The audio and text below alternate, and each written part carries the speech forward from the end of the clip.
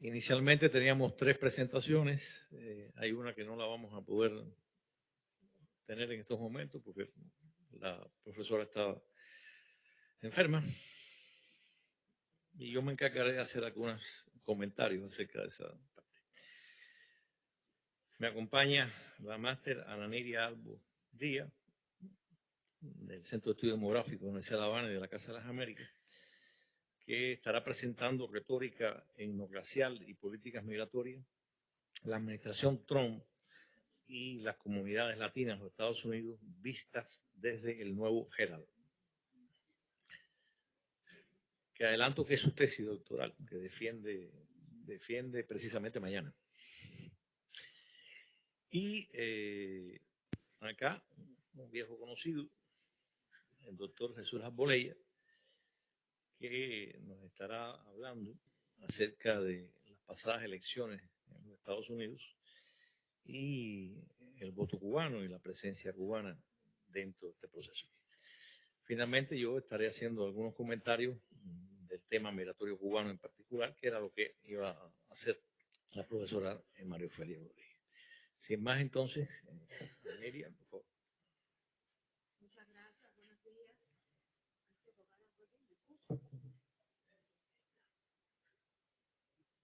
Ahora sí. Muchas gracias, buenos días, buenas tardes ya.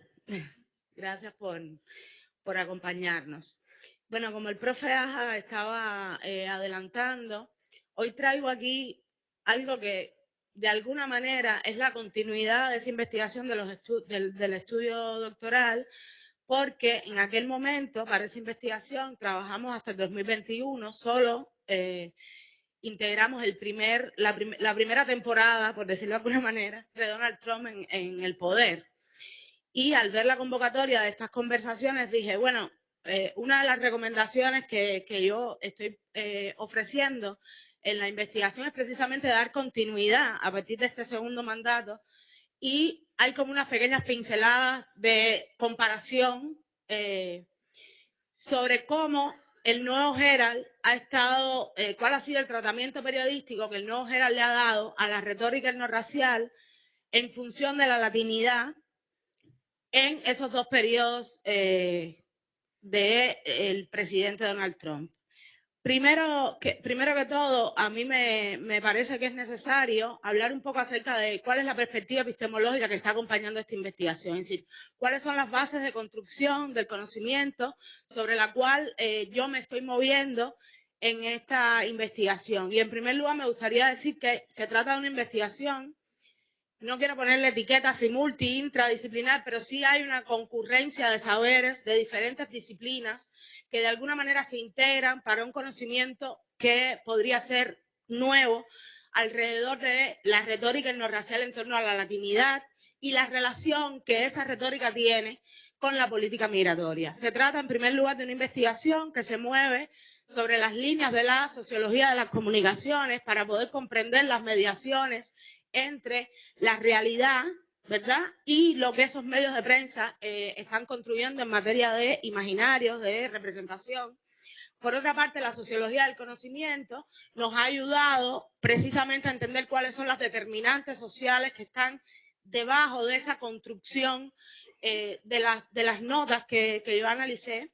Y en un tercer momento, pero para nada menos importante, la sociología de las migraciones, que me ha permitido comprender la relación interdependiente que hay entre retórica etnorracial de los latinos, sobre los latinos en los Estados Unidos, y la política migratoria, en este caso específico, que hoy les converso en la retórica del nuevo Herald durante los gobiernos de Donald Trump. Por otra parte, es una investigación que se monta a partir de una estrategia metodológica que tiene una preeminencia de la investigación cualitativa, pero que para nada desdeña aquellos aportes que la perspectiva cuantitativa aporta, sobre todo teniendo en cuenta que trabajamos con la plataforma Boyant, que nos permitió construir determinados análisis de concurrencia, que por supuesto hoy aquí no voy a extenderme en ese sentido, pero va a aportar algunos elementos, y también la interrelación entre las teorías del framing work, que son las teorías comunicacionales que han sido poco tratadas, poco estudiadas desde Cuba, y la teoría de mediaciones de Martín Serrano. Esos son un poco los puntos de partida para esta investigación. Trabajamos en la tesis doctoral con 32 artículos del Nuevo Herald en el periodo del 2009 al 2021. ¿Por qué el 2009? Porque en la tesis yo estoy haciendo una comparación entre qué ocurrió durante los gobiernos de Obama y qué ocurrió, cuál fue la representación durante ese primer periodo de Donald Trump. Aquí hoy yo he decidido no olvidarme, porque van a ver que va a ser imposible olvidarse de Obama, sobre todo por el carácter reactivo en función a qué pasó dentro del Nuevo Herald durante el segundo mandato de Obama, que tiene hoy el Nuevo Herald y que tuvo en ese primer momento de Donald Trump. Trabajamos en aquel momento con 32 artículos, 34 artículos, y ahora trabajamos artículos del 2021 hasta noviembre del 2025. ¿Cómo se hace la búsqueda o cómo fue que hicimos la búsqueda? Poníamos en el buscador las etiquetas de latinos, Latinex, y en función de lo que el periódico saca es que entonces vamos a trabajar. ¿Por qué? Porque esa era la pregunta. Es decir, ¿qué reconoce el Nuevo Herald? Esa era una de las preguntas. ¿Cómo el Nuevo Herald reconoce la latinidad? Y vamos a ver que trabaja fundamentalmente sobre 5 elementos fundamentales. En un primer lugar, hay una especie de dicotomía estratégica entre latino bueno y latino malo, ¿verdad? O latino amenaza, para complejizarlo. El latino bueno, evidentemente, ¿quiénes son? Las comunidades cubanoamericanas. A mí me gusta hablar en plural respecto a comunidades. Me parece que es una de las perspectivas importantes, porque seguir hablando de una comunidad es totalmente errónea. No me voy a meter en el porqué, pero es totalmente errónea.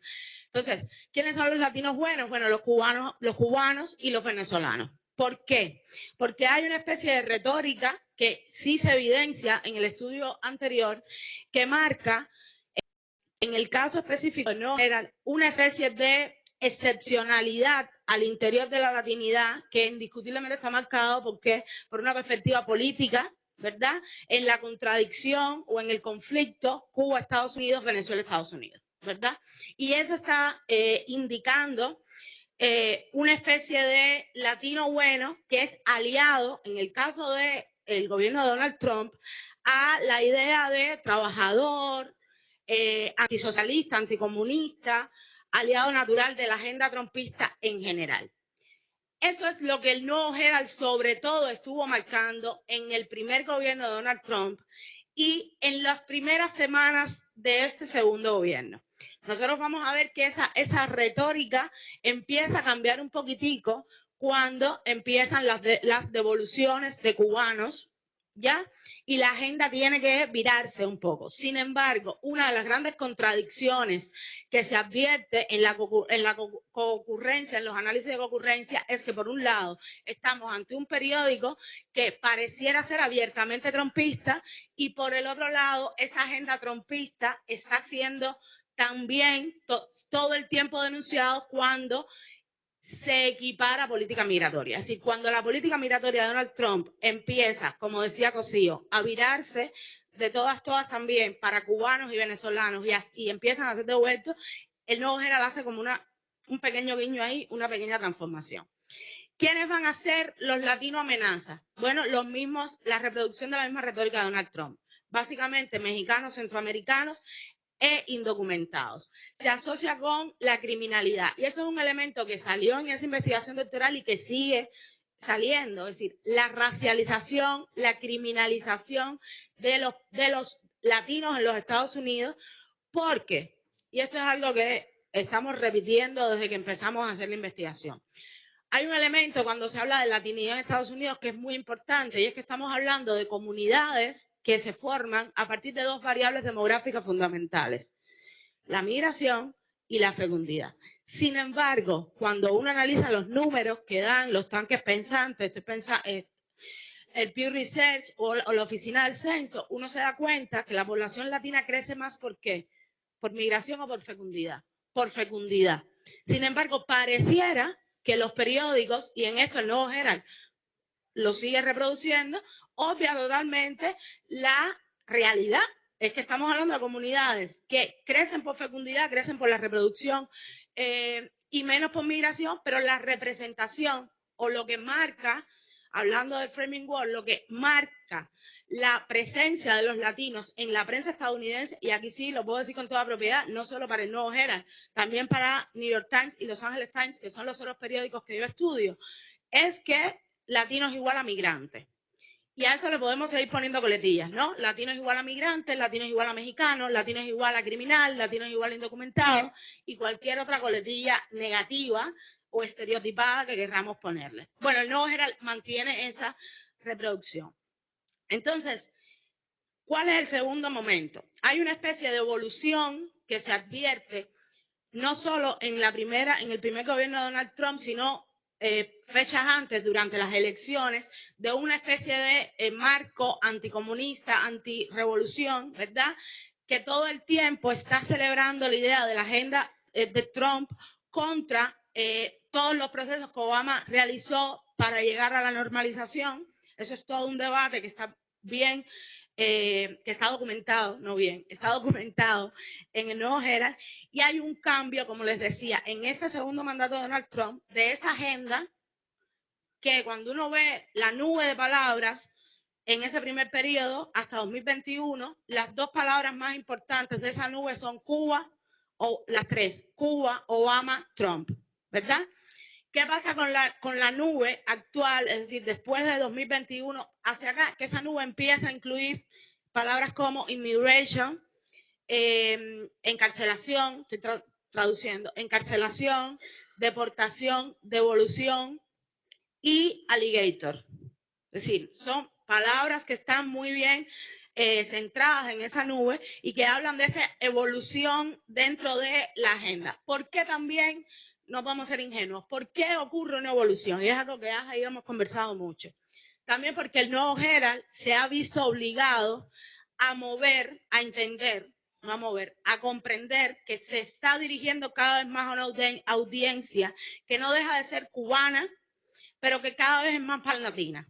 Porque para nadie es un secreto que en materia demográfica lo que está ocurriendo en la Florida completa es que no hay una no se desdibuja totalmente el enclave tradicional, pero evidentemente ha habido un crecimiento de los otros grupos de latinos en los Estados Unidos al interior del sur de la Florida. Y eso, el Nuevo Herald, que no es bobo, como medio de prensa, lo está interiorizando. Al punto de que si usted abre ahora mismo el Nuevo Herald y pincha inmigración, porque está en español, perdón, inmigración, le va a salir una pantalla negra que dice, si usted ha sido víctima de ICE, ha sido víctima de algún trato, por favor, esta es su plataforma para denunciarlo.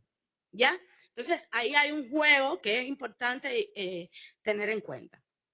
El otro proceso es que también ha ido adquiriendo o ha sido reflejo de la adquisición de un lenguaje de securitización, ¿no?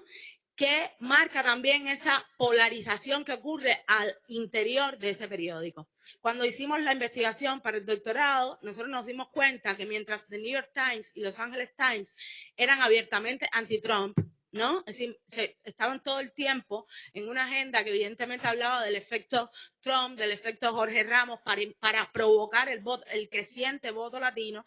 En el Nuevo Herald, ¿qué ocurría? Que podías encontrar un artículo en el Nuevo Herald que escribe Jorge Ramos, muy antitrumpista, al lado de un artículo donde decía algo como los cubanos de la Florida agradecen la gestión económica de Donald Trump, por ejemplo. Entonces, es un periódico donde la polarización es muy aguda, es muy intensa, y en ese sentido, la agenda en torno a la securitización también lo es. También es bastante polarizada porque siguen utilizando, sobre todo en los artículos de opinión, que fueron los que nosotros trabajamos, siguen utilizando frases de apoyo trumpista, sobre todo aquellos escritores o aquellos periodistas que se vinculan con la agenda, que siguen manteniendo la agenda del exilio tradicional cubano y hablan de inmigrantes como enfermos mentales, apoyan la idea de hay que frenar que esta gente entre porque es que está entrando el socialismo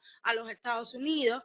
Hay una especie de equiparación de la frontera con una zona de guerra, a la par de que se aumenta ideas como tolerancia cero con los inmigrantes, que sin lugar a dudas es la puesta en valor de un lenguaje cada vez más deshumanizante en torno a la migración, a la par que entiendo que tienen hechos como este de denuncia aquí si usted ha sido maltratado por ICE, ¿no?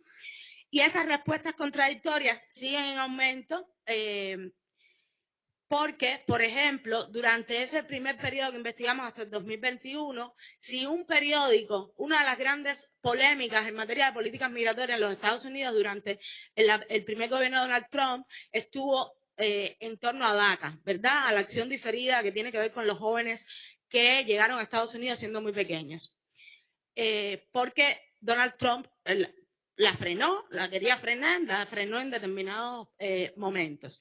Y el Nuevo Herald fue el único periódico de los que yo trabajé que en ese primer momento manifestó o puso en valor en un 80% de aquellos artículos, estoy hablando de más de 35 artículos, la idea de que sí, DACA tiene que terminar.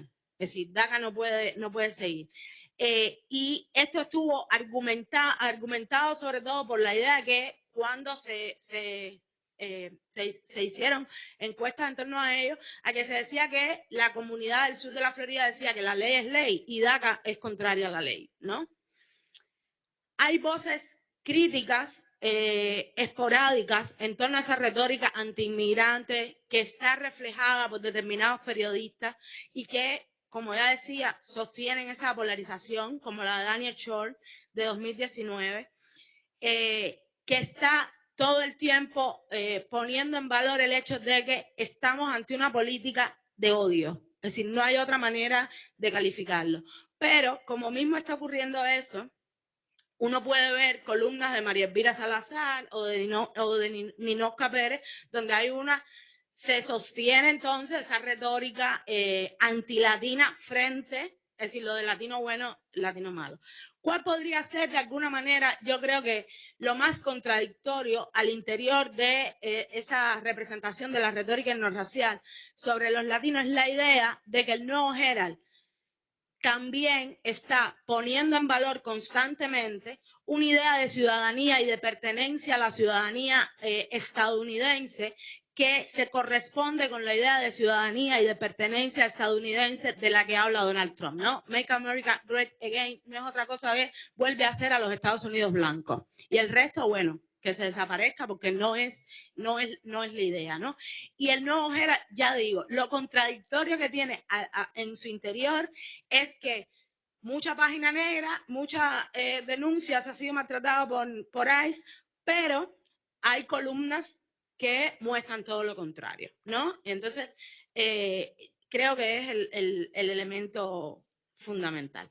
Muchas gracias.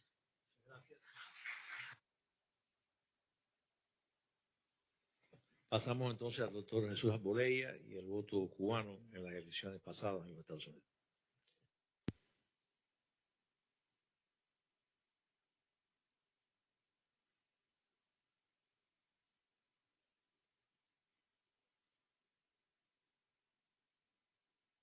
Bueno, esta es una investigación que hicimos en el CEDEN a principios de año. Ustedes van a encontrar, por lo tanto, una parte de esa investigación son pronósticos de lo que puede ocurrir, y un ejercicio interesante va a ser aquí confirmar en qué medida esos pronósticos se cumplieron o no se cumplieron. Vamos entonces a ver el eje que me la tiene que cambiar, ¿no? Sí. Las diapos ahí. Bueno, Donald Trump tuvo una victoria sólida, evidentemente, que le ofrece un margen muy grande para gobernar, por lo menos en estos primeros 2 años. Eso se está cumpliendo. Arriba, ¿cómo hacemos? Yo te aviso cada vez que vaya a cambiar. Bueno, arriba, vamos a cambiar entonces. ya cambió. Trump obtuvo el voto popular con 77 millones de votos contra 74 su contrincante Kamala Harris. Una cifra récord de votantes para un candidato republicano. Arriba. No parece que lo determinante, sin embargo, fue el incremento de la popularidad de Donald Trump, sino que Harris perdió 6 millones de votos para los demócratas en relación con las elecciones del 2020. Déjeme aclararle, yo pensaba solamente poner la parte que se refiere a los cubanoamericanos, pero como tenemos tiempo, porque María Ofelia no pudo venir, pues vamos a compararlo también con el electorado latino y eso le puede dar una dimensión de lo que se quiere presentar. ¿Cuáles son las particularidades de los cubanoamericanos respecto al voto latino? Alrededor de 65 millones de personas de ascendencia latinoamericana viven en los Estados Unidos. Eso constituye un 19.4% de la población norteamericana. Arriba. Más de la mitad de estos latinos, o sea, unos 38 millones, son de origen mexicano. Y le siguen entonces después en importancia demográfica puertorriqueños, salvadoreños, cubanos, etc. Seguimos. Las 2/3 partes de la población latina nació en Estados Unidos y solo un 32% son inmigrantes. Era algo que le decía a Naniria antes, como la población latina es una población asentada ahí. Yo le comentaba a Aja que estos datos pueden haberse alterado bastante como resultado de la tremenda inmigración que ha ocurrido en los últimos 2 años. Se cumple esta variación, se cumple por lo menos para el caso de los cubanos. Arriba. Alrededor de 36 millones de latinos, o sea, yo tengo problemas con un ojo, por eso es que yo hay veces me cuesta trabajo ver ahí. Un 55% estaban habilitados para votar este año. Una cifra récord en la historia estadounidense. Sin embargo, solo lo hizo el 11%, incluso menos que el 13% que votó en las elecciones del 2020.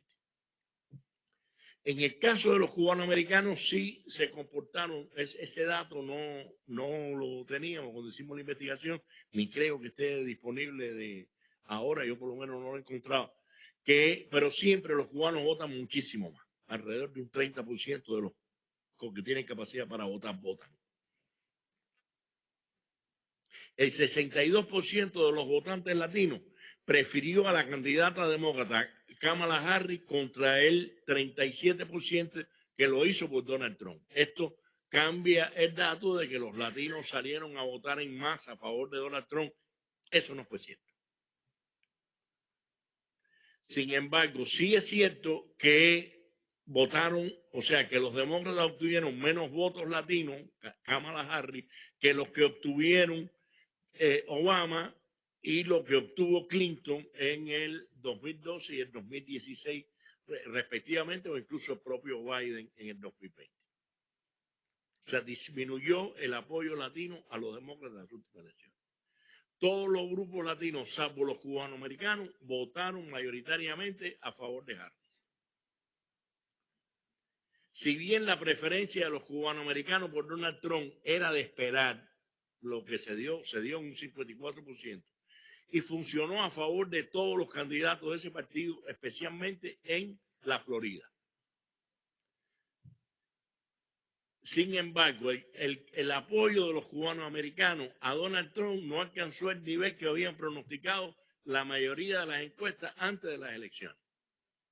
Sigue. ¿Cuáles son las características del voto cubano americano entonces? Arriba. La población de origen cubano en Estados Unidos asciende a una cifra que ronda los 2,5 millones de personas. El 66% radicado en la Florida y de manera más específica en el condado de Miami-Dade, donde se asienta alrededor del 45%.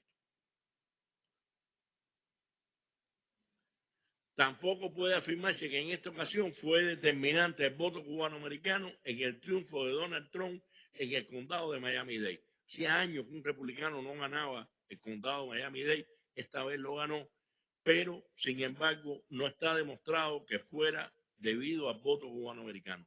probablemente es los cambios demográficos que han tenido lugar en la Florida y también una menor participación demócrata en las elecciones. Cada vez más la Florida se muestra como un estado republicano. Y eso, paradójicamente, disminuye la importancia relativa del voto cubanoamericano en el estado, porque cada vez es menos decisivo, como el caso de cualquier otro grupo de votantes.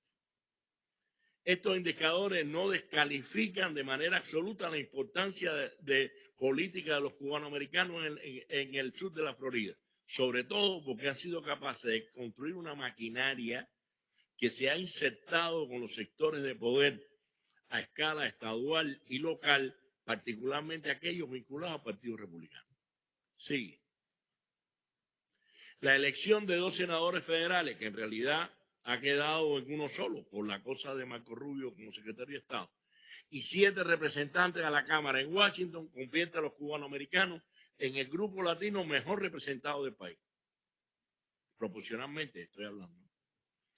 La razón por la que esta maquinaria se haya inclinado por el Partido Republicano se debe tanto al mejor trabajo realizado por este partido en la comunidad cubanoamericana desde los años 80 del pasado siglo, como a la correspondencia de este comportamiento con la ideología que predomina en el enclave cubanoamericano.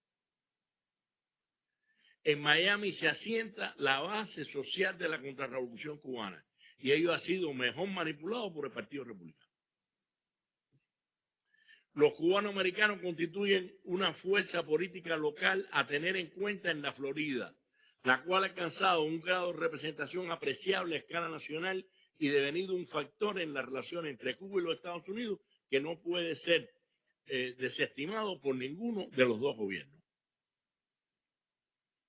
El hecho de que los cubanoamericanos se inclinen a favor de los republicanos tiene otras connotaciones debido a la polarización política existente en Estados Unidos y la tendencia ideológica que se asume a respaldar esta organización. O sea, tal y como está la cosa, el hecho de que los cubanoamericanos se comporten mayoritariamente como republicanos, pues tiene una implicación ya a escala política porque los vincula básicamente a la extrema derecha.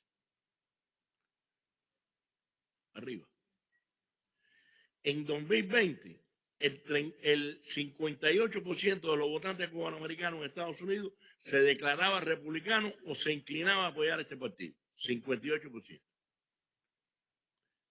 Yo siempre que hablo de esto, incluso lo he hablado con Guillermo Grenier cuando ha venido aquí en otras ocasiones, es un dato importante. Es cierto que el 58% se inclina hacia los republicanos, pero es muy importante que el 42% sean demócratas o independientes. Porque en el contexto político que se vive en Miami, la minoría esa importa, e importa mucho. Esta preferencia ubica a los cubanos en la extrema derecha del movimiento latino en Estados Unidos y como uno de los segmentos poblacionales más conservadores del país.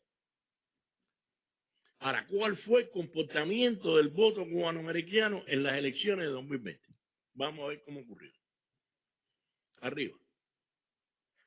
A pesar de que esto no es lo que se refiere en la vida política miamense, donde imperan los sectores más vociferantes de la extrema derecha, el Partido Republicano ha perdido respaldo relativo en la comunidad cubanoamericana en los últimos 20 años. Aquí está. El 71% de los cubanoamericanos votaron por Bush en 2004. Sin embargo, en las elecciones de 2008 y 2012, en las que ganó Barack Obama, los candidatos republicanos John McCain y Mitt Romney descendieron a un 62 y un 52 respectivamente.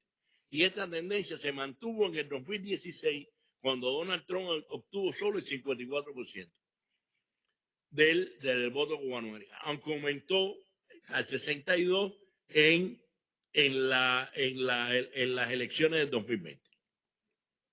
Ahora, esto nos indica que como mínimo la preferencia por los republicanos disminuyó un 10% en esos 20 años y llegó a acercarse el 20% en ciertas coyunturas, como fue el gobierno de Obama. Esta proporción se confirma en las elecciones de 2024. Vale. La Cuba Poll pronosticaba que Donald Trump iba a obtener un 68% de apoyo en las últimas elecciones. Solo obtuvo el 54%. El voto a favor de Donald Trump fue menor que lo esperado. Se registra una pérdida de casi un 8% en relación con lo obtenido por el mismo candidato en 2020. Arriba. Y esto convierte a los cubanoamericanos en el único segmento de votantes donde disminuyó el respaldo a Donald Trump en las elecciones de 2024. Ganaron sus elecciones los 3 congresistas cubanoamericanos de Miami, los republicanos de Miami. Igual lo hicieron otros 4 cubanoamericanos en el resto del país. Sigue. Adelante. Un escenario en realidad lo que se nos plantea un escenario con escasas modificaciones de las estructuras de representación de la comunidad cubanoamericana. No cambió mucho. Arriba. Aunque la ausencia de Bob Menéndez debilita las posiciones contra Cuba en el ala demócrata del Senado, esto no parece que significa mucho, por lo menos en estos 2 primeros años, tal y como ha ocurrido. Arriba. Arriba. Más importante que la elección de estos congresistas es el peso que tendrá el estado de la Florida en el gobierno de Donald Trump y la significativa presencia de los cubanoamericanos en su equipo. Lo que sí es relevante es que Miami se convirtió en el refugio de Donald Trump y en el cuartel general del movimiento MACA. Por lo tanto, eso ha colocado a los cubanos en el centro de la dirección del país, prácticamente. Implicaciones para Cuba del comportamiento de los cubanoamericanos. El electorado cubanoamericano tiende a comportarse de la misma manera que el resto de los votantes norteamericanos. O sea, votan de acuerdo a sus necesidades más elementales, no votan por la política hacia Cuba. Arriba.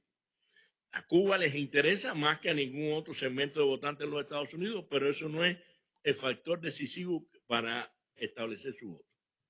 Eso está demostrado por los Cuba Poll que ha hecho Guillermo Grenier y cómo eso ha evolucionado.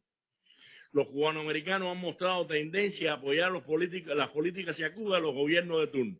Y ahí viene ahora un gráfico, que es un gráfico de Guillermo, donde se ve cómo ha aumentado el apoyo a las relaciones o en contra del bloqueo según sea el gobierno. En el caso de los puntos máximos es durante el gobierno de Obama. Arriba. La inclinación partidista de los cubanoamericanos tiene implicaciones en su posición hacia Cuba. Eso es una verdad. Son más propensos a ser menos hostiles los demócratas que los republicanos. A los cubanoamericanos les interesan más los temas de política exterior, un 76%, en los cuales prevalece la problemática de Cuba que al resto de los latinos. También es cierto que a los cubanos les interesa más la política exterior, o sea, en este caso la política hacia Cuba, que es lo que nosotros encontramos en el resto de las comunidades latinas respecto a sus países.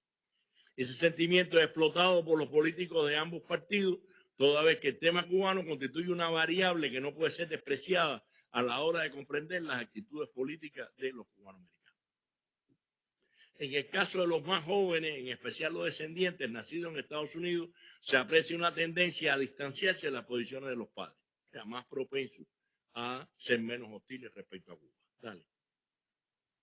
También es el caso de los nuevos inmigrantes en general, y me refiero a las personas que arribaron a los Estados Unidos después de 1980, aunque eso se altera con la emigración post-pandemia, donde nosotros encontramos unas posiciones mucho más beligerantes contra Cuba que la que se veía en los emigrados anteriormente.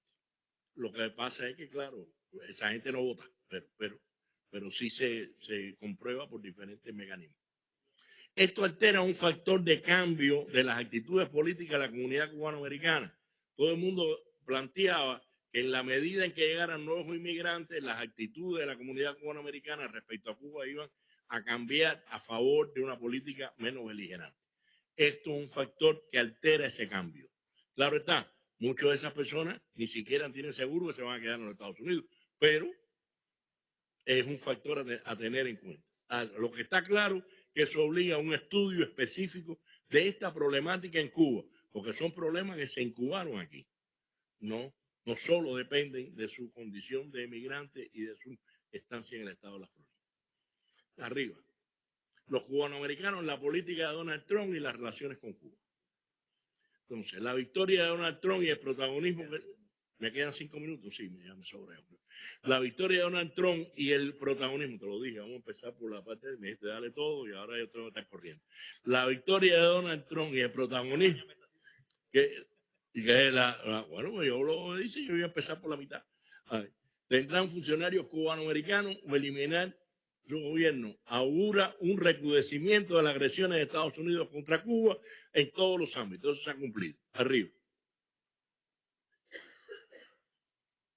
No es descartable que se tomen medidas destinadas a restringir o eliminar la remesa. Bueno, todo eso que viene ahí, todo eso está. Todo está pasado. Es posible que al menos en los próximos años disminuya en alguna medida el flujo de migrantes cubanos hacia Estados Unidos. Va a disminuir. Arriba.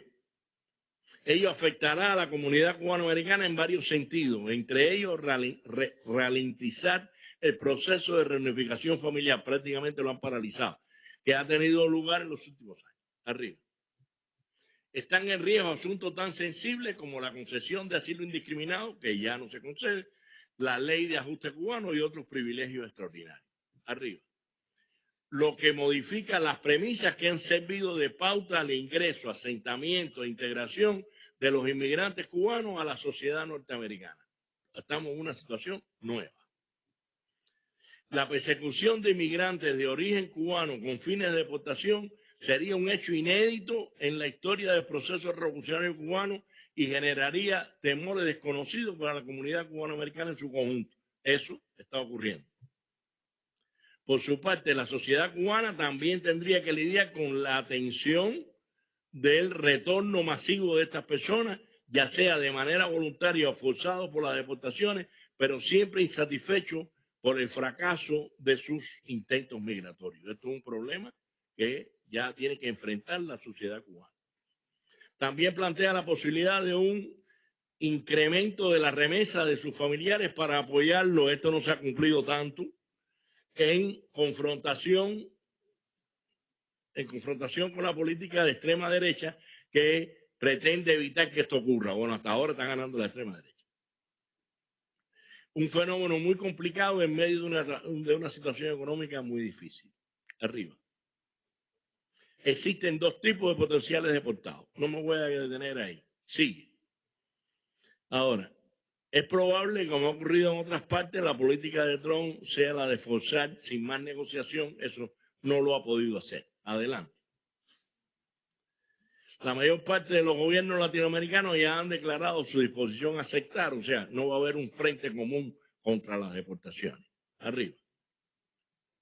Es probable, como ha ocurrido en otros países, la política de Trump sea la de forzar sin más negociación. Eso tampoco lo ha intentado Donald Trump con respecto a Cuba. Arriba. También para servir de excusa al mantenimiento de la supuesta excepcionalidad de los inmigrantes, puede ser que en enero prevíamos que tomaran algunas medidas para separar a los cubanos de todo ese proceso. No ha sido así. Resultaría muy problemático para Cuba aceptarla indiscriminadamente a miles de personas. Por lo tanto, eso es algo que mejor lo explica Cosillo aquí en otra ocasión que pueda. Arriba. No se trata de inmigrantes ilegales, que es lo que establecen los acuerdos migratorios. Eso es importante. En el caso de los cubanos que emigraron en la pospandemia, son emigrantes legales, que pueden regresar a este país si ellos lo desean cuando quieran. Tampoco es descartable que pueda abrirse una puerta negociadora. Eso tampoco ha ocurrido hasta ahora. Arriba. En un contexto que todo indica que estará caracterizado por una política muy hostil hacia Cuba, pues, el tema migratorio continuará siendo particularmente importante y sensible para las relaciones entre los dos países. Eso se mantiene. Arriba. Ya, como conclusiones, rápidamente. Ya. Es de esperar un reforzamiento de las actitudes contra Cuba. Sí, eso se ha cumplido. Arriba. Incluso en las peores condiciones se ratifica la tendencia a la disminución del apoyo a los republicanos y ellos repercuten la actitud hacia Cuba, sobre todo entre los descendientes. Eso también se demostró en estas elecciones y debe enfatizarse en cualquier proceso electoral, como ha ocurrido recientemente en las elecciones por el condado Miami-Dade, por la alcaldía, y en las elecciones de Miami. Aunque no solo el voto cubano-americano determinó lo de Miami, pero bueno. Aunque tiende a ser menos evidente en el caso de la emigración post-pandemia, a la que aún no está en condiciones de votar, pero tendrá un peso significativo en el futuro. Bueno, no lo tendrá quizás tanto porque se han obstaculizado todos sus procesos de integración. Arriba. La situación política interna de Cuba, el estado de la economía, sus relaciones con Estados Unidos y la política cubana hacia la emigración son cuestiones que inciden en el comportamiento de estas personas, aunque no son ni las únicas ni las decisivas para determinar su elección partidista. Arriba. La presión migratoria, por un lado, unido a la incapacidad para intentarlo debido a restricciones norteamericanas o el retorno voluntario forzado, plantea una disyuntiva muy complicada para el gobierno cubano. La especificidad del caso cubano, dado el uso que se ha hecho en Estados Unidos del estímulo a la inmigración como recurso subversivo contra Cuba. Es una cosa específica que ha cambiado también. No es extrañar que se produzca un cambio de este patrón y que en vez de estimular la migración se opte por la práctica de limitarla con el mismo objetivo desestabilizador. Eso es lo que ha ocurrido. Se trata de un escenario relativamente novedoso donde el gobierno cubano se verá precisado a buscar opciones para los potenciales migrantes que permanezcan en el país o ejerciten la circularidad migratoria. Expandir la posibilidad de una integración natural de los emigrados a la vida nacional. Estimular la ayuda a los emigrados, a los familiares que retornan o no pueden emigrar, o sea, de los emigrados a la paz. Atender las necesidades y los derechos de los ciudadanos cubanos afectados por la política norteamericana, dentro y fuera de las fronteras nacionales, como establece la Constitución cubana. Arriba, ¿ya terminó? Ah, no. Tampoco es previsible que Cuba encuentre un ambiente muy propicio en América Latina y el Caribe para enfrentar las medidas norteamericanas contra la emigración regional. Y Cuba, de todas formas, deberá aprovechar cualquier oportunidad que aparezca para conciliar sus esfuerzos con el resto de América Latina. Ahí sí yo creo que termina. Muchas gracias. Ya. Prácticamente estamos ya con el tiempo. Me regalan 5 minutos. Okay. Bueno, siguiendo la práctica del panel anterior y de quien lo coordinó, que se tomó decir algunas cuestiones, solamente quiero contar 3 puntos. El primero, llamar la atención a algo que en la ciencia hemos debatido muchísimo, y es no encerrar a todos los cubanos en Estados Unidos en el término de comunidad. Sociológicamente, demográficamente, desde el punto de vista cultural, étnico, esto no es igual. Y sí está probado que existe una comunidad, desde todo punto de vista, en el enclave del sur de la Florida, en Miami-Dade, pero no para el resto, por las condicionantes diferentes de esa inmigración. En segundo lugar, que yo llamo la atención de que este inicio de limitar la excepcionalidad de la inmigración cubana en los Estados Unidos no comenzó ahora. Comenzó esencialmente cuando Barack Obama, casi ya saliendo del mandato, elimina la política de pies secos, pies mojados, que era un complemento ideal para la aplicación de la ley de ajuste cubano. A partir de ahí comenzó un proceso que Donald Trump continuó, porque fue prácticamente lo único que no cambió de la directiva presidencial de Obama, y comenzaron las deportaciones y el encarcelamiento de inmigrantes de origen cubano en Estados Unidos, que era impensable desde el 59 a la fecha. Que posteriormente, con la administración Biden, tuvo un vaivén por la aplicación del parol humanitario. para varios países, entre ellos los cubanos. Pero que, no obstante, llamo la atención, que revisemos las cifras, se mantuvo la devolución de cubanos y el proceso de asentamiento por la ley de ajuste cubano se complejizó muchísimo más. Y por supuesto que actualmente estamos viviendo exactamente una continuidad de ese proceso de eliminación de esa excepcionalidad de la inmigración cubana en los Estados Unidos, lo cual, desde mi punto de entender, es algo consustancial a la política de subversión de Estados Unidos contra la revolución cubana. Es cerrar y ponerle la tapa a la olla de presión que en otros momentos ha estado presente. Y el último elemento que quiero señalar es la situación interna del país emisor, de Cuba. Cuba ha cambiado su política migratoria. Cuba ha continuado cambiando su política hacia la inmigración. Parte de los indocumentados, de los ilegales, de los que tienen la preferencia hoy en Estados Unidos del parol y que pueden ser que sean devueltos o que se intente devolver, son ciudadanos cubanos de hecho y de derecho, con un pasaporte vigente, con un carnet de identidad vigente en Cuba, que los hace entrar y salir de Cuba en cualquier momento, lo cual era impensable hace solamente 5 años. Y eso modifica sustancialmente el tema migratorio, de la relación migratoria entre Cuba y Estados Unidos y el tema migratorio al interior de Cuba. Unido a eso, y ya con esto termino, no podemos perder de vista la situación demográfica de Cuba. Nuestras políticas migratorias, la relación, el diferendo entre Estados Unidos y Cuba se realizó hasta hace prácticamente 20 años en un esquema demográfico diferente al que tenemos hoy. Cuba es el país más envejecido de América Latina y el Caribe. Tenemos 9.700.000 habitantes con un 25,7% de población envejecida de 60 años y más. Y esto lo está determinando dos elementos: el comportamiento de los nacimientos, que es muy bajo, desde el año 78, y la pérdida de población sistemática por el flujo migratorio hacia Estados Unidos y otras partes del mundo.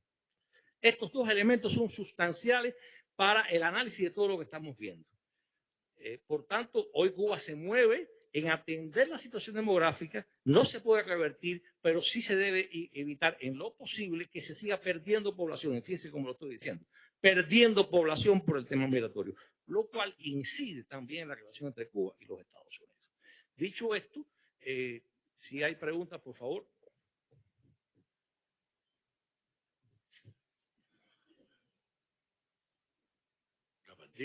Claro, bueno, tiene duda. Si no es así, Cabaña me está haciendo seña que cierre, así que muchísimas gracias. Tenemos una acá.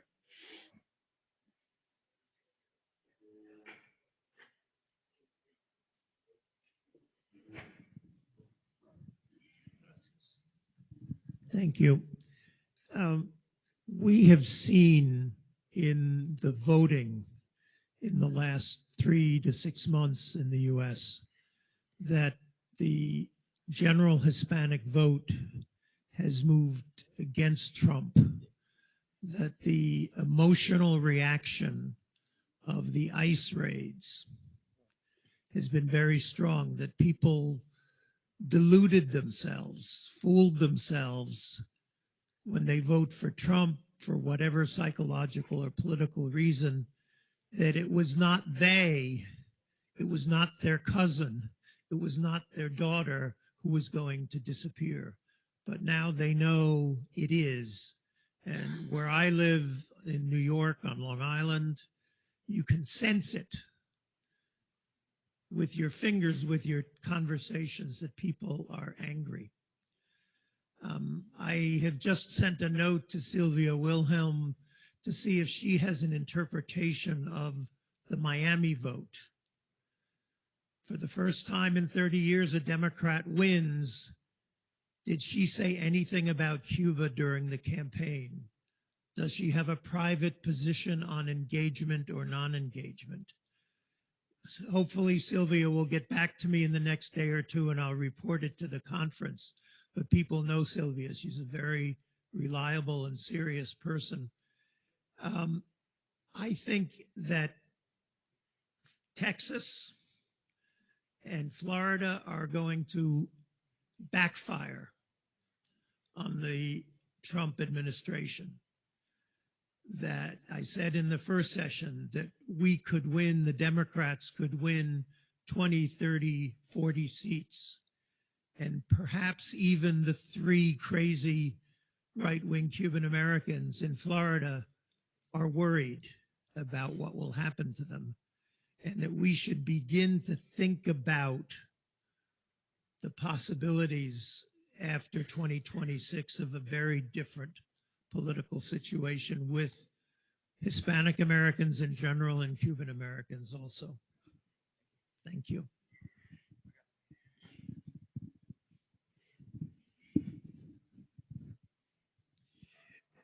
I'm trying to understand exactly what is happening on deportation of Cubans to the island.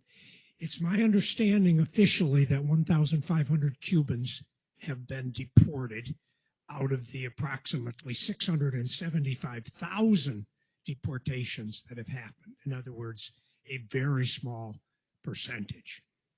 It's my sense that there's not a political will in the United States by this administration to do massive deportation of Cubans, even though they have said that there is, I believe, 100,000 Cubans in the United States who came within the last 3 years that are potentially available to be deported. But I don't yet see that as a political priority of this administration. And I trust that behind the scenes, the right-wing Cuban-American legislators are working very hard to make sure that their Cuban constituents are not returned to the island against their will. Bueno, déjame tratar de contestar las dos preguntas. O sea, de mezclar, aunque los otros aquí van a poder seguro aportar más que yo en este asunto. Yo creo que lo que está pasando o sea, la Florida llega a convertirse en un estado republicano por múltiples razones. Una de ellas, que yo creo que es muy importante, es la emigración de jóvenes floridanos que se da como resultado del aumento de los precios de la vivienda, la imposibilidad del empleo, etcétera, y emigran hacia otros estados. Una buena parte de esa población es una población nacida en los Estados Unidos que votaba básicamente demócrata.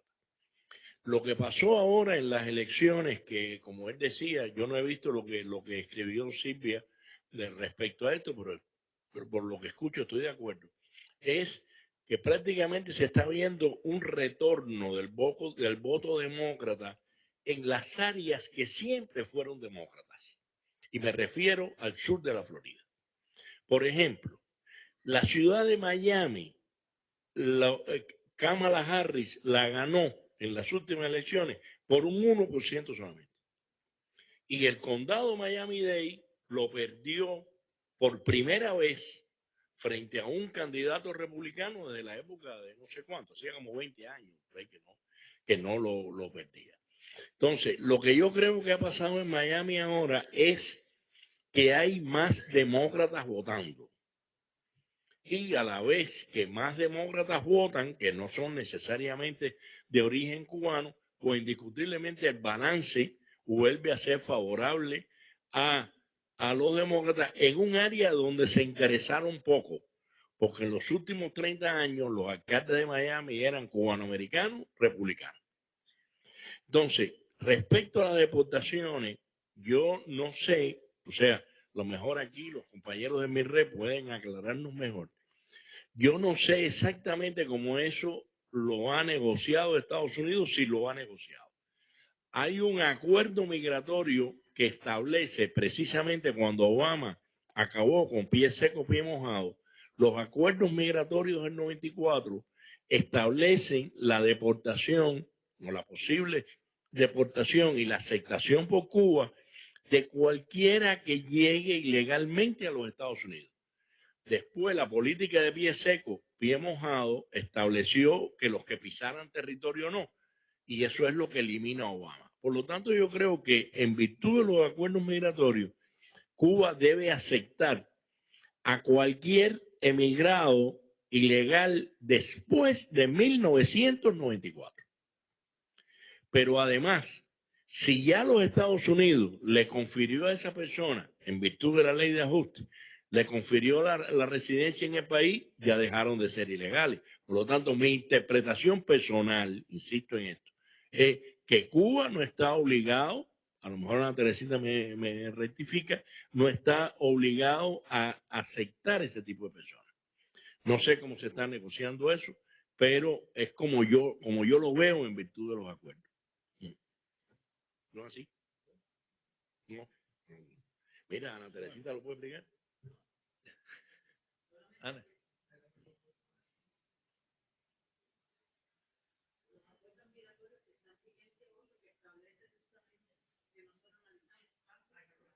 Sí, claro.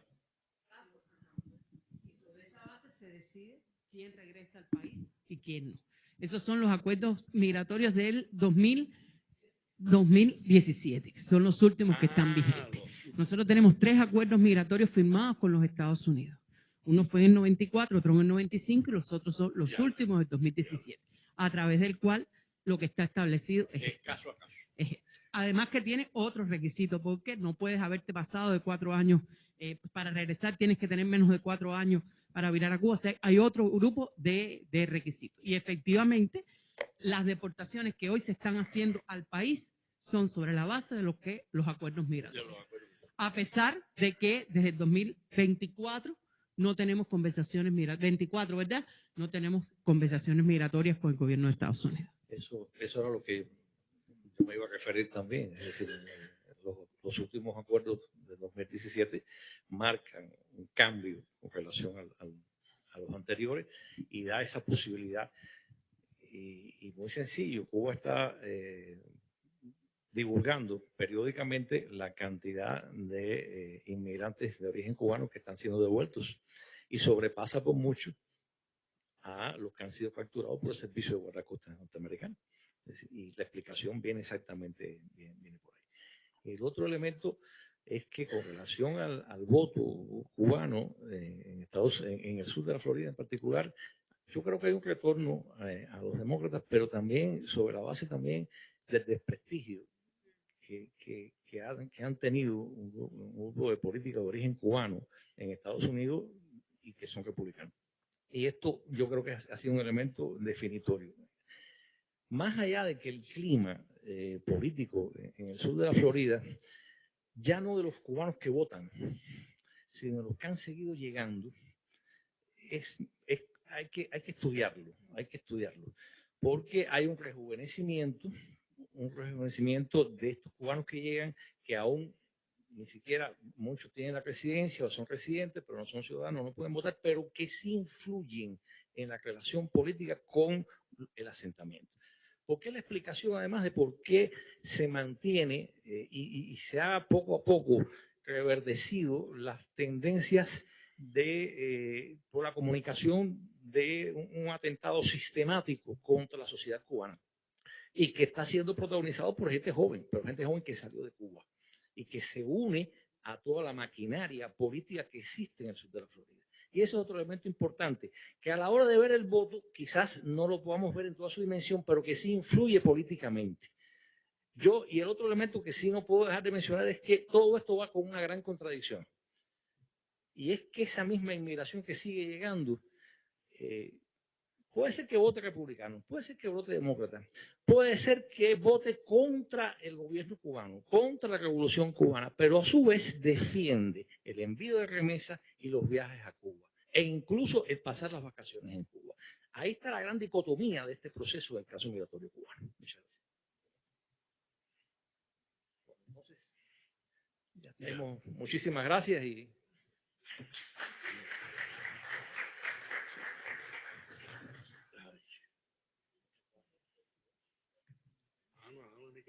¿Qué viene ahora?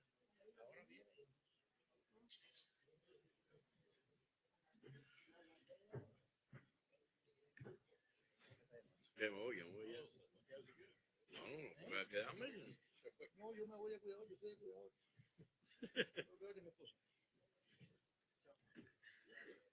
Y yo estoy de cuidado de mí mismo. Bueno, hasta luego.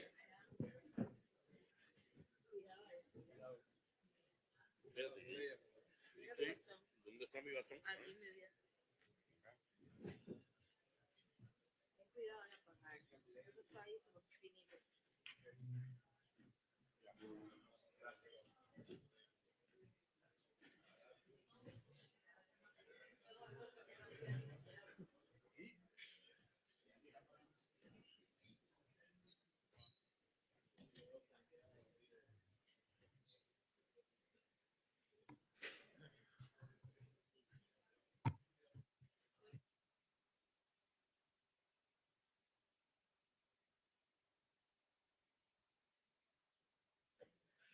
Bueno, buenas tardes.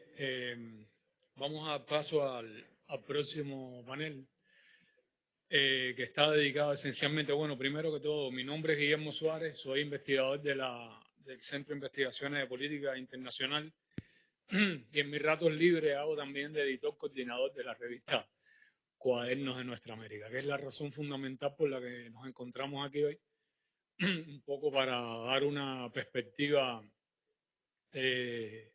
de lo que es la revista, no solamente para promoverla, sino también para a los investigadores darle la información actualizada del camino que constituye también Cuadernos para la publicación de trabajos científicos vinculados al tema de las relaciones internacionales.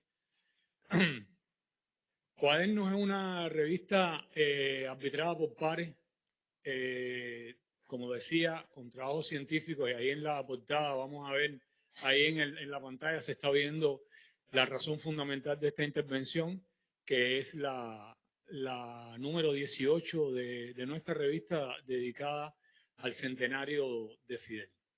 Hemos hecho una selección de 3 de los autores. Se puede ver ahí, con permiso de la editorial Ruth, que todavía no está, o por cortesía de la editorial Ruth, que todavía no está la revista publicada y que como revista trimestral al fin debe salir el número en el mes de enero. Están el compendio del índice de los autores que han enviado trabajos, no son todos los, es decir, muchos más enviaron, pero estos fueron los seleccionados, y que es una selección de artículos, valga la redundancia, que muestra la labor, la influencia, el legado, la huella dejada por el comandante en jefe Fidel Castro en las relaciones internacionales. Como habrán podido ver, bueno, me acompaña el director del Centro de Investigación de Política Internacional, José Ramón Cabaña, y el embajador Sergio Pastrana, ambos autores en esta revista.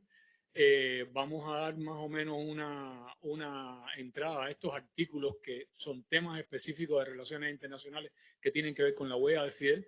Primeramente Cabañas, seguirá Pastrana y terminaré yo dándole una perspectiva de los temas que se trataron, que como dije, no son todos. Hay otros autores que andan por aquí que escribieron también en la revista. La revista, como es costumbre también, y lo decía el director en la presentación del evento, incluye también a 4 estudiantes del Instituto Superior de Relaciones Internacionales que publican también en este número y que pueden ser vistos en el índice. Entonces, sin más, doy la palabra al doctor Cabañas.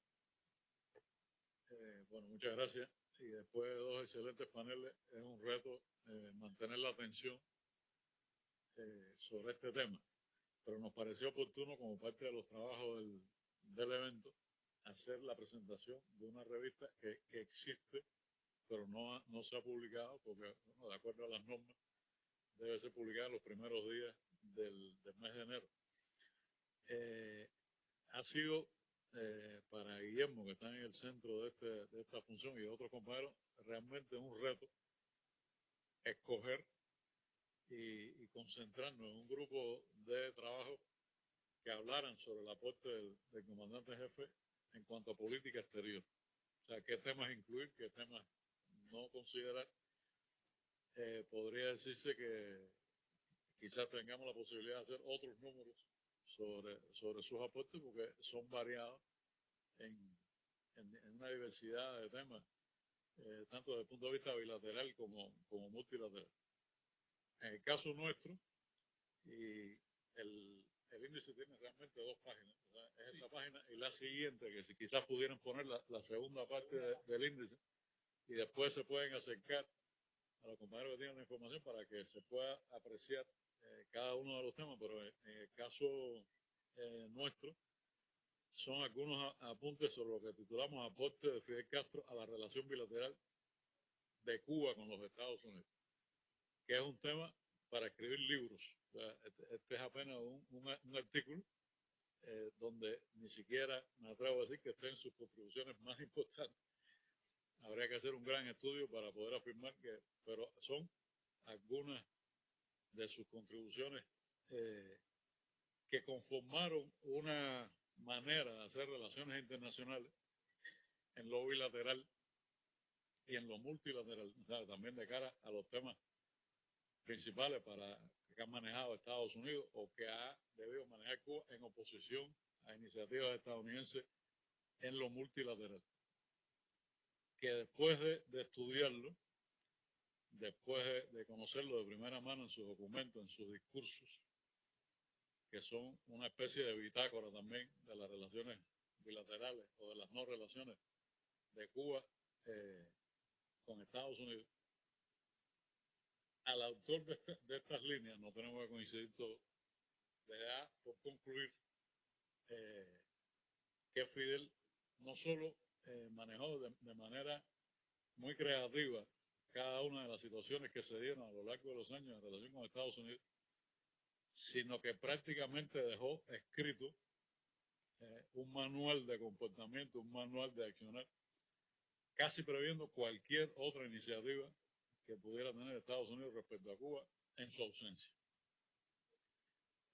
Esto hemos tenido la oportunidad de verlo desde el punto de vista académico y desde el punto de vista práctico durante 8 años en la misión nuestra en Estados Unidos. Fidel Castro es en presente un gran innovador en cuanto a las relaciones, sin duda, desde antes, pero ese es un tema que tiene más dominio Guillermo, la famosa entrevista con Herbert Matthews, desde antes del triunfo de la revolución, o sea, el manejo de la prensa en general, quiero decir, que es una joya, la manera que lo hizo.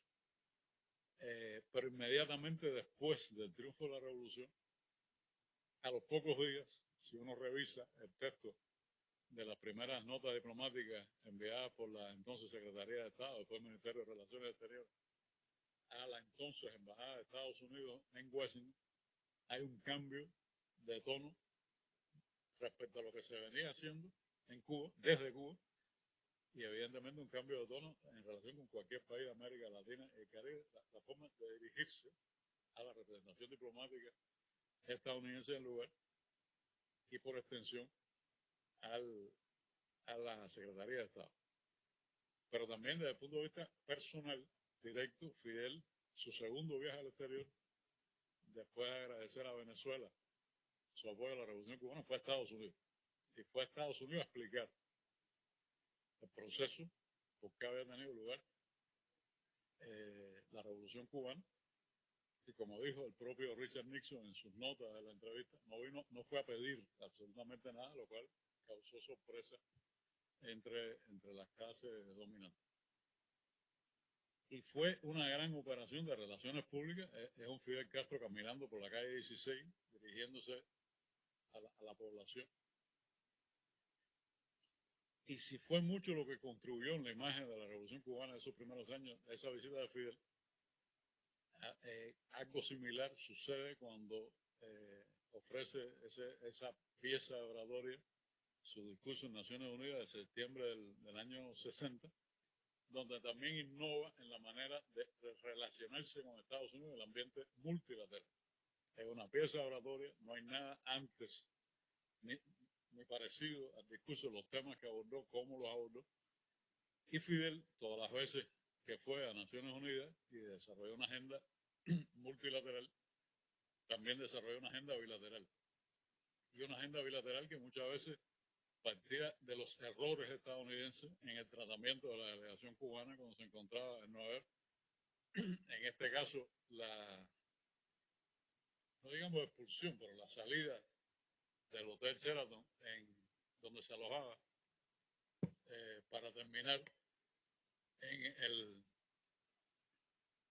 el Alto Manhattan, entre la población afrodescendiente, fue una oportunidad bien utilizada para establecer lazos con esa comunidad que permanecen hasta hoy, para conocer a las principales figuras, para establecer lazos, que incluso usted va y visita esa zona de Nueva York hoy y habla con una población joven que para nada había nacido en esa época. Hay una referencia histórica del papel de Fidel en cuanto a los derechos de la comunidad afrodescendiente.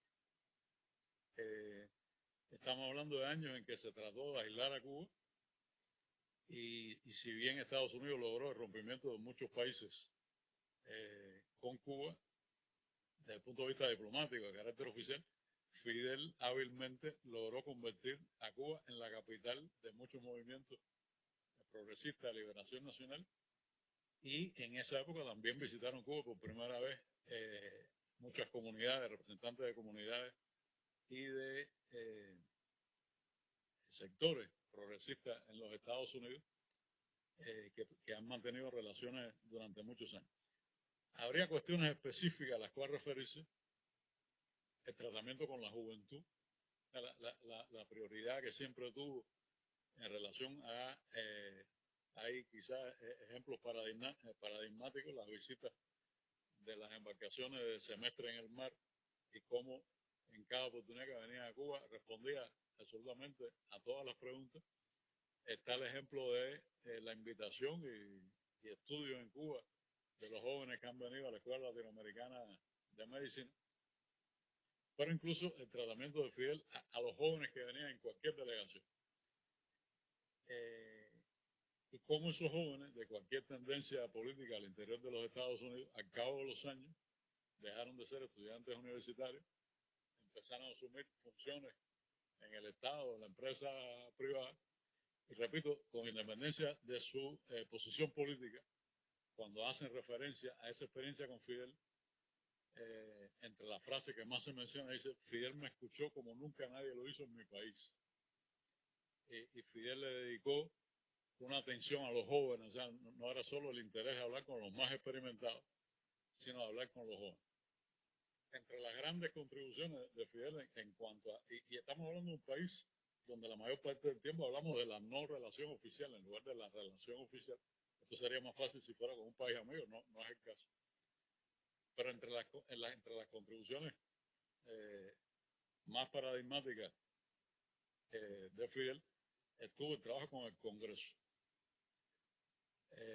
Yo le puedo decir responsablemente, hay compañeros con funciones oficiales en el MINRE, que el diseño que hizo Fidel hace muchos años del trabajo con el Congreso es único para cualquier misión extranjera en Washington.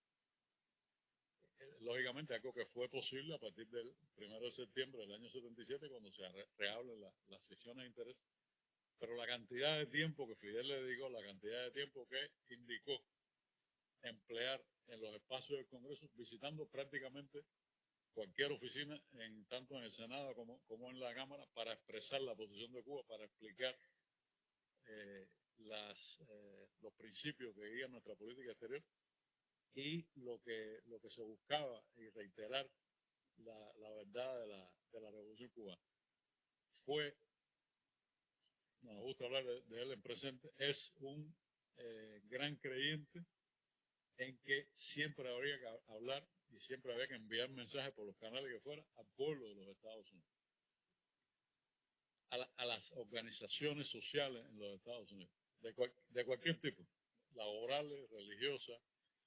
Y cuando uno analiza y busca las razones que hicieron posible una época que se la ha llamado de distintas maneras, sea de entendimiento, acercamiento, negociaciones oficiales, restablecimiento de relaciones, detrás de eso está el trabajo que durante años Fidel, con una extrema paciencia, con una visión de orfebre, fue elaborando y yo le pongo dos ejemplos que no son extremos, pero son distintos.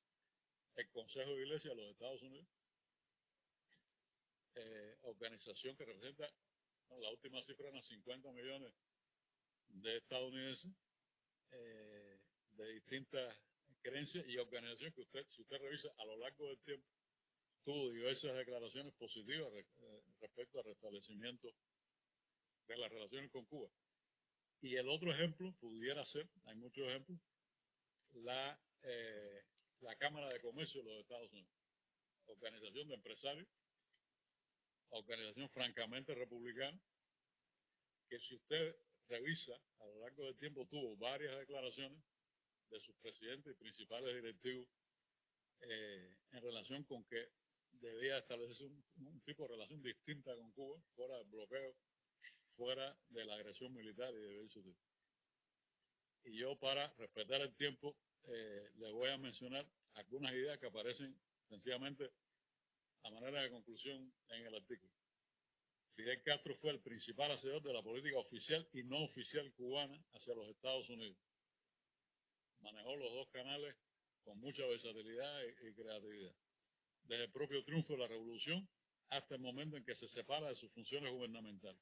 Incluso después de esa fecha mantuvo una observación crítica tanto respecto a los temas internos estadounidenses como los relacionados con los vínculos bilaterales. En esa función, Fidel combinó sus habilidades de gran estratega político y militar con tareas más ejecutivas y prácticas, como la interlocución con líderes económicos, religiosos, intelectuales de aquel país, y fue capaz de construir una vastísima red de relaciones que no solo la actualizaron sobre la evolución del panorama interno estadounidense, sino también sobre cuestiones bilaterales y multilaterales. Fidel es famoso por no quedarse con la impresión de una sola fuente de información. O sea, para llegar a una conclusión, hacía la misma pregunta a innumerables fuentes, entre los propios funcionarios cubanos y entre los estadounidenses. A partir de un profundo conocimiento del sistema, profundo, yo diría profundísimo, conocimiento del sistema político y de la complejidad del sistema político estadounidense, diseñó herramientas únicas para el relacionamiento con gobiernos federales, estaduales y locales. Yo dudo que haya un país de un PIB similar al de Cuba, el nuestro está muy deprimido últimamente, pero de nuestro nivel de desarrollo y capacidad productiva, que tenga una relación similar con estados, gobiernos estaduales y locales estadounidenses. A esos niveles y con la sociedad en general de Estados Unidos, logrando aislar la política oficial hacia Cuba del sentimiento más genuino de la mayoría de la población estadounidense. Hay una idea que quizás no se ha dicho expresamente en los otros dos paneles, pero los distintos gobiernos de Estados Unidos han lidiado con una gran contradicción todos estos años, que la política oficial de Estados Unidos hacia Cuba no representa el sentir de la mayoría de la población estadounidense. Usted consulta cualquier encuesta, la Gallup lo hace frecuentemente, pero hay cualquier encuesta que sea entre la población estadounidense, la inmensa mayoría apoya una relación de entendimiento, de acercamiento con Cuba. Con independencia de los cambios en las circunstancias, la sucesión de gobiernos y el efecto de los eventos internacionales, Fidel definió una política principista respecto a Estados Unidos, que mantuvo su coherencia en el tiempo y que en resumidas cuentas hizo posible que al menos de manera temporal durante 3 administraciones estadounidenses se dieran pasos que pudieran haber llevado a un tipo de relación distinta con Cuba. Recordamos casi siempre los años de Obama, pero hubo oportunidades anteriores donde hubo procesos de negociación. La relación de Fidel con estos temas fue tan vasta y su creatividad tan compleja que puede afirmarse que dejó sentadas las bases para el tratamiento de cualquier asunto futuro en la relación bilateral, de forma consistente con las posiciones históricas del gobierno cubano y con garantía a las aspiraciones de soberanía y tratamiento justo que ha defendido el país. Yo a esto agregaría que en el caso de los diplomáticos cubanos, contribuyó a un pensamiento en el cual todos los que alguna vez tuvimos que ver con la relación con Estados Unidos, teníamos cierto entrenamiento, ciertas habilidades para incluso decidir y tomar posiciones sin recibir instrucciones de La Habana en cuestiones muy, muy específicas. Fidel acercó la diplomacia y las relaciones internacionales a las grandes masas, no solo como un fenómeno que tributaba la formación educativa e ideológica del pueblo, sino porque convirtió a este en protagonista indispensable de los principales logros de la Revolución Cubana de cara al mundo. Cabría mencionar aquí las dos declaraciones de La Habana. ¿En qué momento? Hoy nos maravilla que a través de cualquier plataforma digital se acceda con un mensaje a 1 millón de personas o a quien tenga 1 millón de suscriptores. Bueno, eso Fidel en la declaración de La Habana, Fidel hablaba y se retroalimentaba de 1 millón de cubanos que tenía frente en la Plaza de la Revolución. Y muchas de las cuestiones que se plantearon y quedaron como postulados de ambas declaraciones fueron principios que acompañaron la política de Cuba hacia los Estados Unidos durante el resto del año. En líneas generales, es lo que abordamos en este artículo, repito, sabiendo que quedamos en deuda en la necesidad de explicar muchas cuestiones aprendidas de él y que son contribuciones yo diría que a la historia, más allá que las relaciones con Estados Unidos, a la historia de la diplomacia revolucionaria. Muchas gracias. Bueno, gracias, doctor Cabaña. Yo sinceramente le recomiendo ese artículo. Recomiendo ese artículo porque tiene una profundidad de texto que va mucho más allá de lo que él ha tenido tiempo para plantear.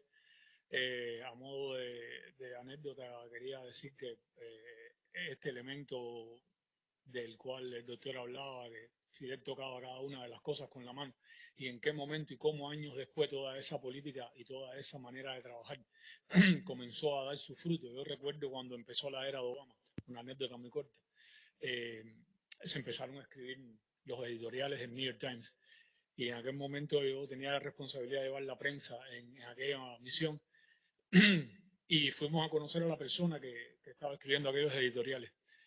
Y cuando empezamos a conversar con él, la pregunta inicial fue, bueno, ¿de dónde sales tú y de dónde sabes tanto de Cuba?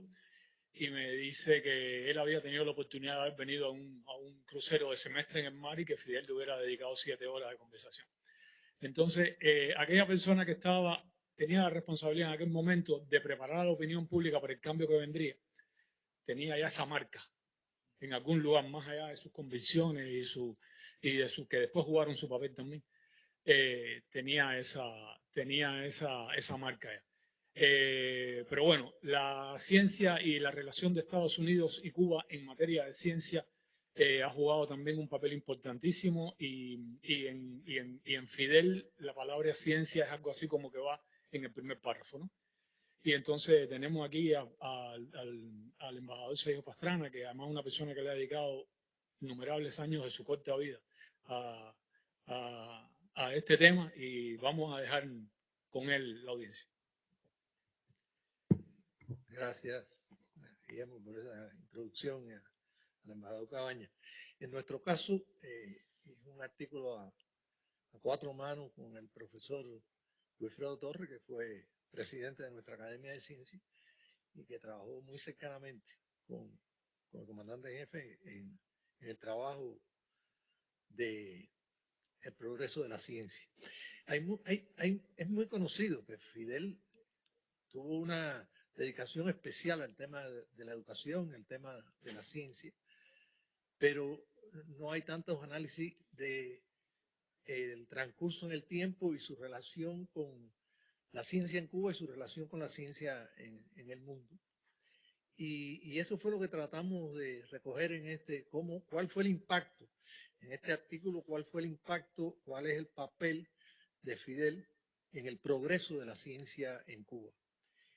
Y hicimos un análisis en el tiempo de Fidel desde la revolución y desde el asalto a Moncada y su alegato en el juicio al Moncada, donde aparecen una serie de referencias a los problemas educacionales que había en Cuba, etcétera, y a las posibilidades, inclusive de desarrollo. A pesar de que Cuba había tenido una ciencia destacada en el siglo XIX y esta ciencia había crecido junto y en relación con la ciencia que existía en los Estados Unidos. Después de la enmienda Pla y la invasión de las inversiones norteamericanas en Cuba decreció mucho el apoyo local al desarrollo científico. La Academia de Ciencias continúa existiendo, es una de las más antiguas del mundo, fue la primera en todo el mundo fuera de Europa, la Academia Cubana, y tiene una historia interesante que no viene el caso ahora, pero que les recomiendo que la busquen. Y esa tradición se vio un poco interrumpida con el periodo de la Primera República entre la ocupación norteamericana y el triunfo de la Revolución, en que decayó.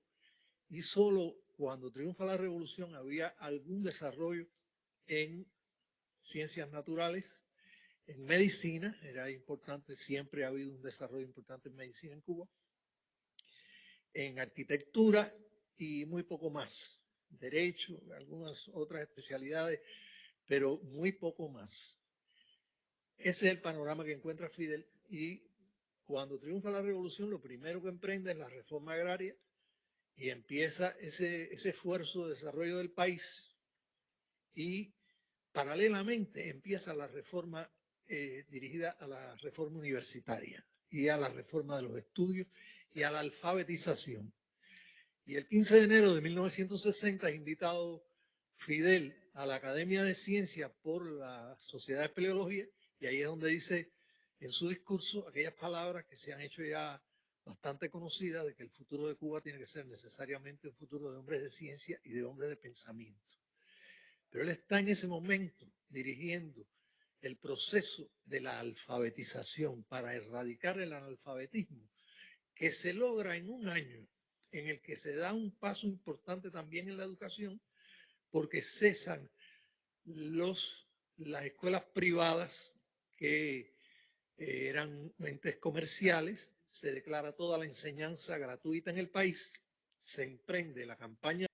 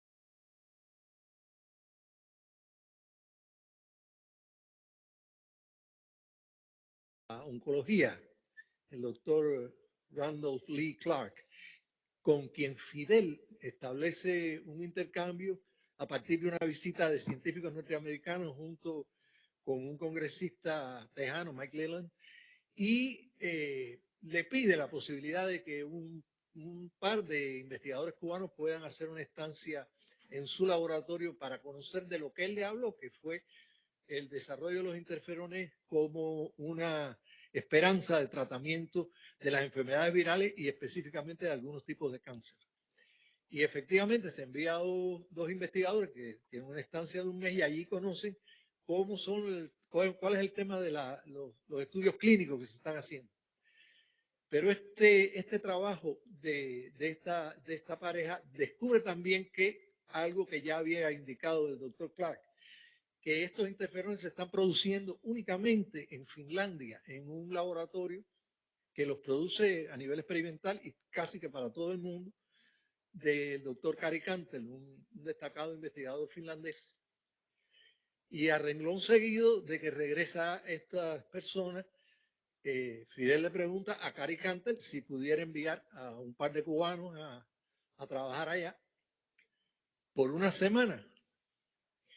Y le dice que sí, que cómo no, que puede enviar a 2 o 3. Fidel entonces envió a 6.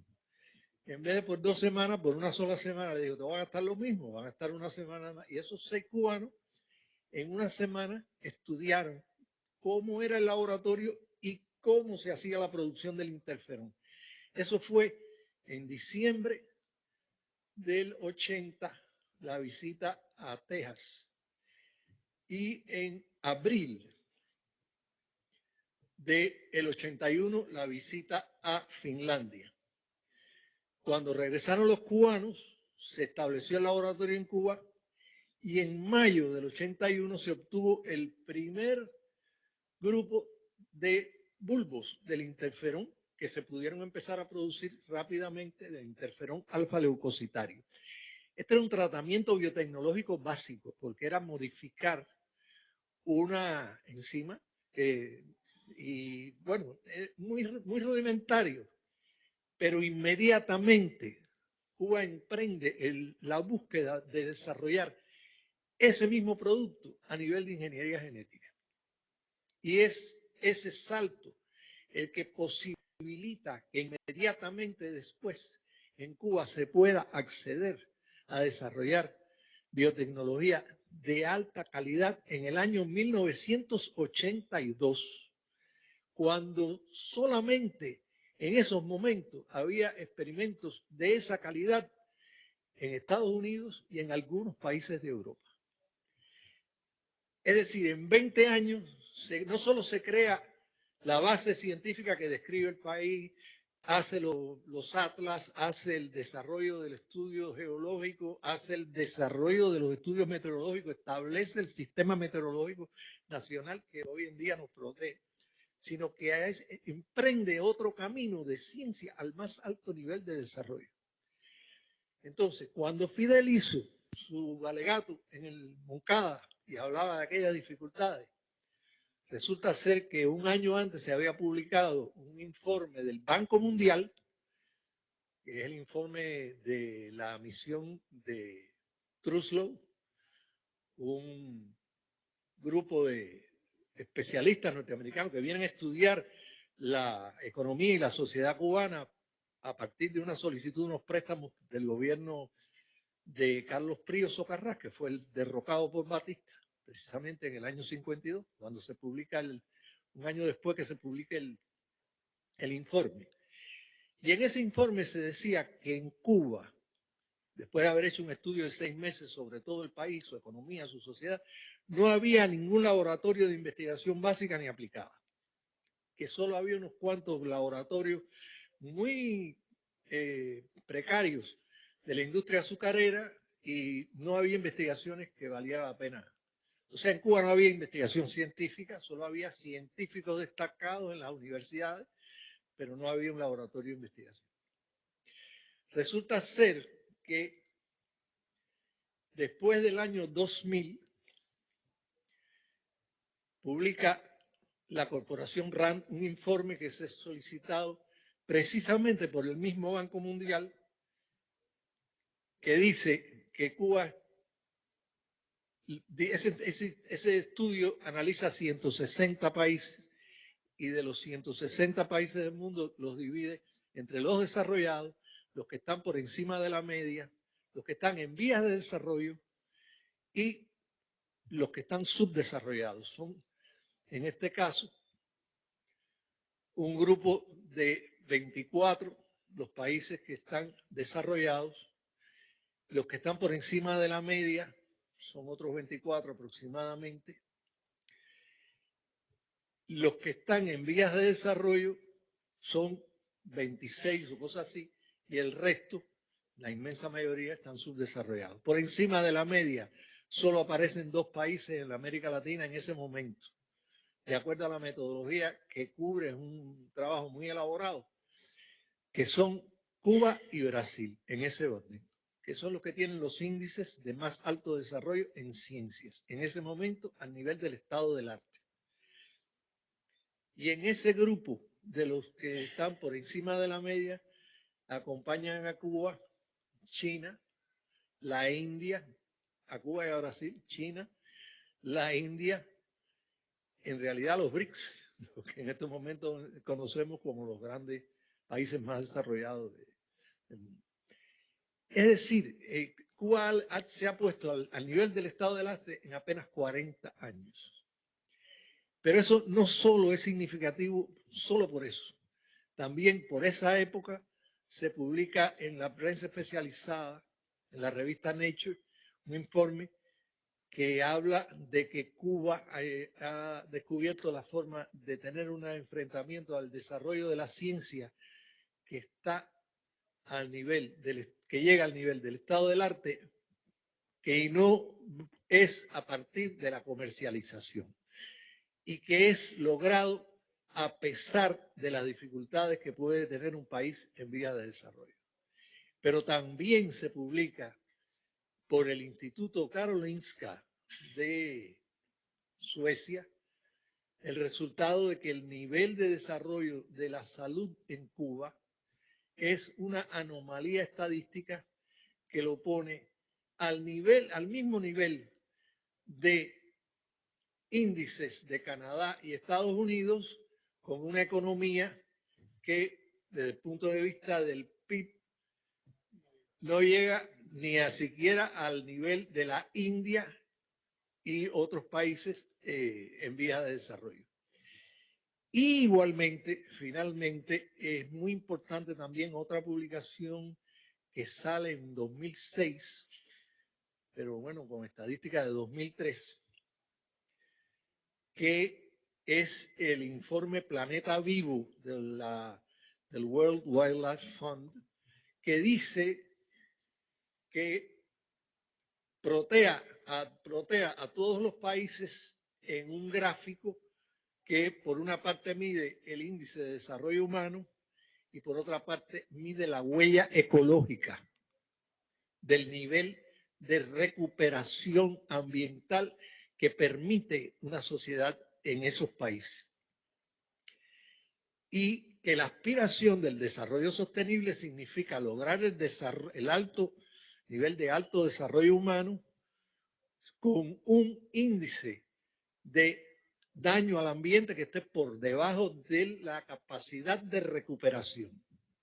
Y que ningún país del mundo había logrado eso, ninguna región tampoco, excepto uno solo, Cuba, que de acuerdo a la estadística de Naciones Unidas era el único país que había logrado un alto nivel de desarrollo económico y social, que es el índice de desarrollo humano, no es solo PIB per cápita, a partir de no dañar su medio ambiente por encima de la capacidad de recuperación.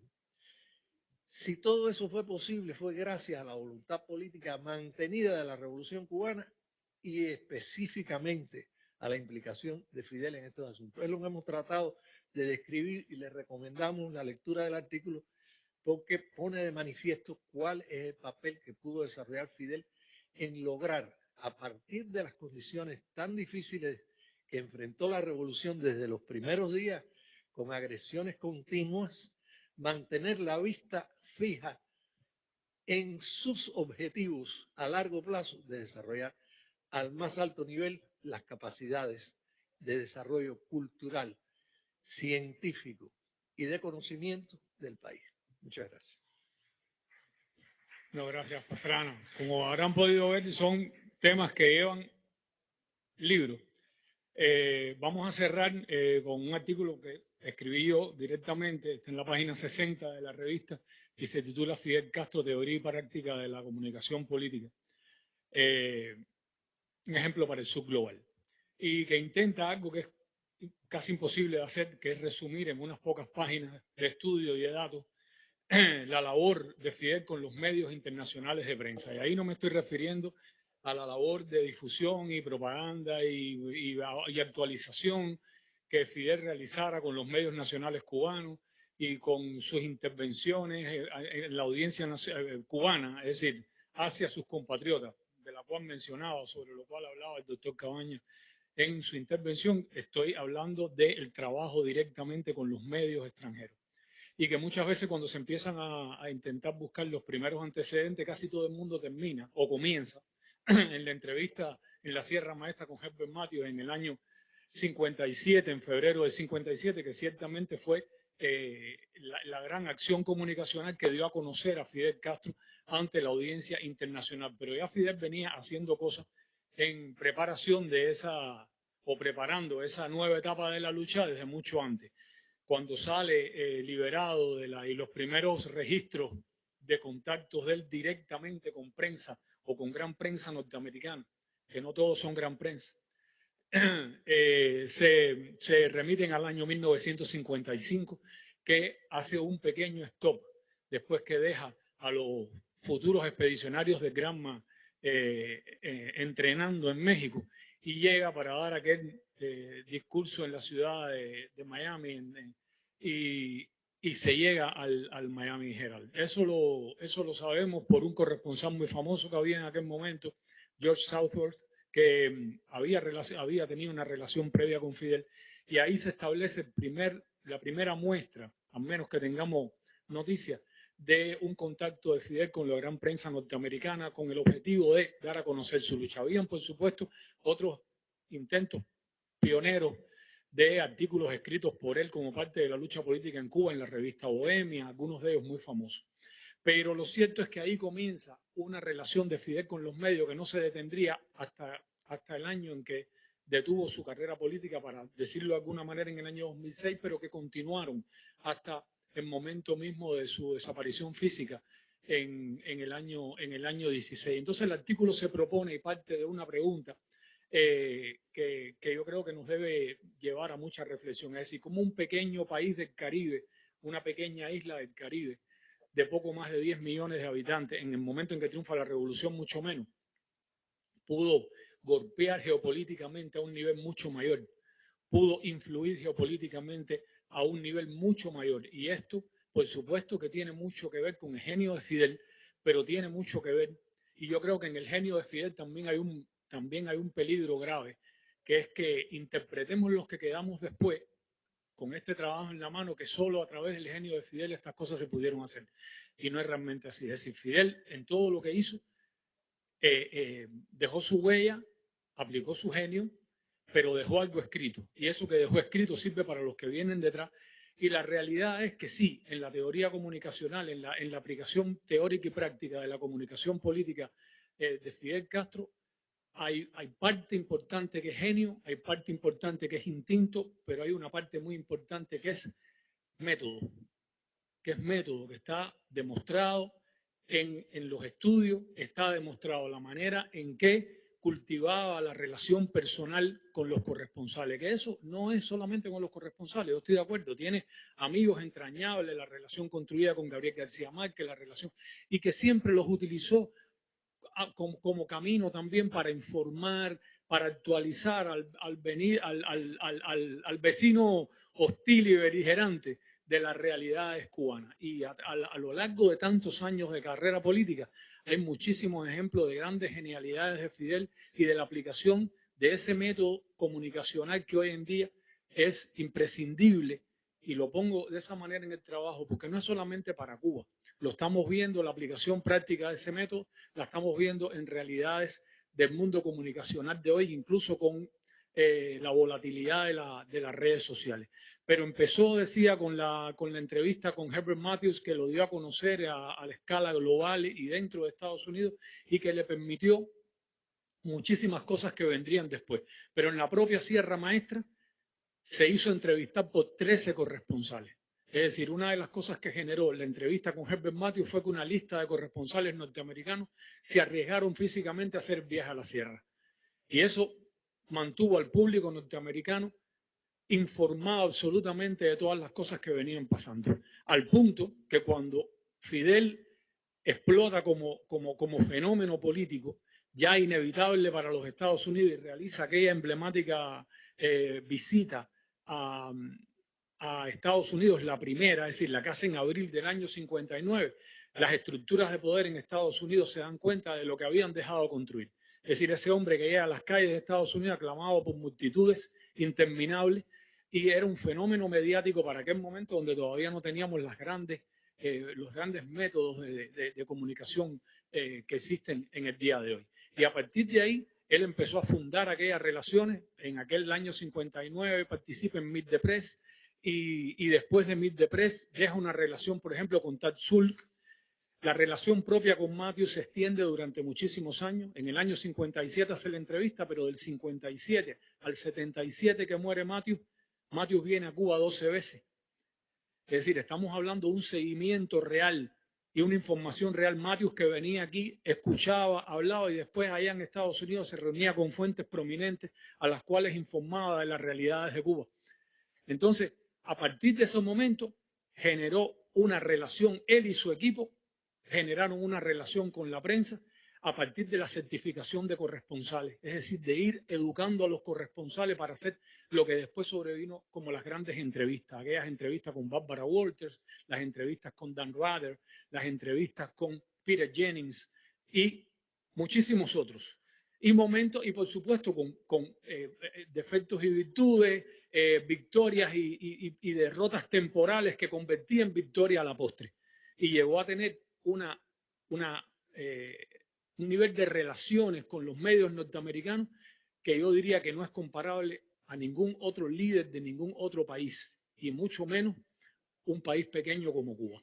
Esa teoría desarrollada por Fidel, esa teoría y esa práctica, la teoría desarrollada y la práctica ejecutada, forman parte hoy de las agendas mediáticas y forman parte hoy de los despliegues mediáticos de los principales líderes latinoamericanos y algunos de ellos mundiales vinculados al subglobal. Y podemos poner ejemplos que se ponen en el artículo y que les recomiendo que los vean, como el caso de Lula en el momento más álgido de su enfrentamiento con Donald Trump en los meses de febrero, marzo, abril de este año, cómo recurrió a los grandes medios norteamericanos para inyectar el mensaje en vena, porque no es cierto que las redes sociales hayan sustituido a la gran prensa.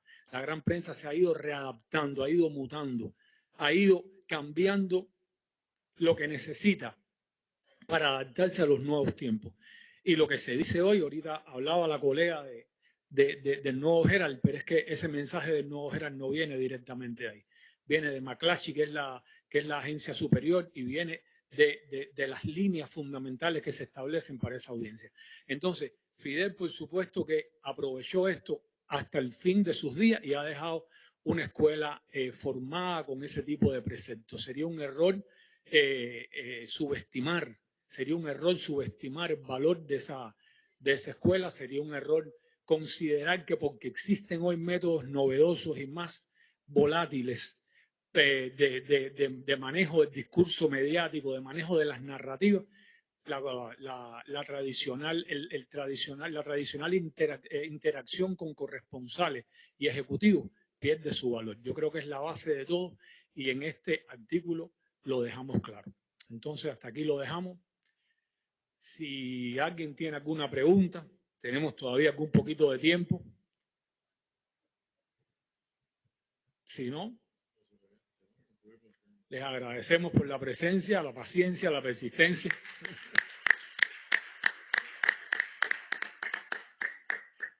Bueno, gracias a todos y mañana continuamos con el programa Proyecto. Buen día.